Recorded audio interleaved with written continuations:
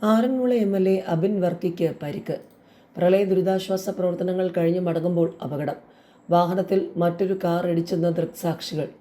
Aranmula MLA. Abin Varkey സഞ്ചരിച്ചിരുന്ന വാഹനം അപകടത്തിൽപ്പെട്ടു. പത്തനംതിട്ട ഓമല്ലൂർ ഷട്ടർമുക്കിൽ വെച്ചാണ് അപകടമുണ്ടായത്.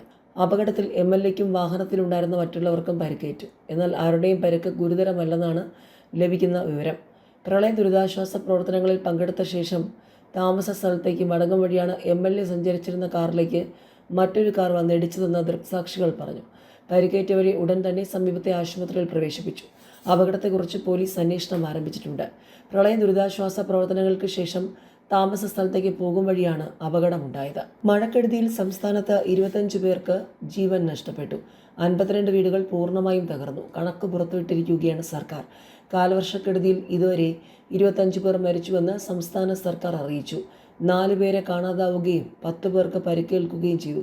52 വീട് പൂർണ്ണമായും തകർന്നു. 565 വീട് ഭാഗികമായും തകർന്നു. സംസ്ഥാനത്ത് 418 ദുരിതാശ്വാസ ക്യാമ്പുകൾ പ്രവർത്തിക്കുന്നുണ്ട്. 18,434 പേർ നിലവിൽ ക്യാമ്പുകളിലുണ്ട്. 1-ാം തീയതി മുതൽ വൈകിട്ട് 5 വരെയുള്ള കണക്കാണ് സർക്കാർ പുറത്തുവിട്ടത്. കോട്ടയത്താണ് കൂടുതൽ മരണം. ജില്ലയിൽ 5 പേർക്ക് ജീവൻ നഷ്ടപ്പെട്ടു.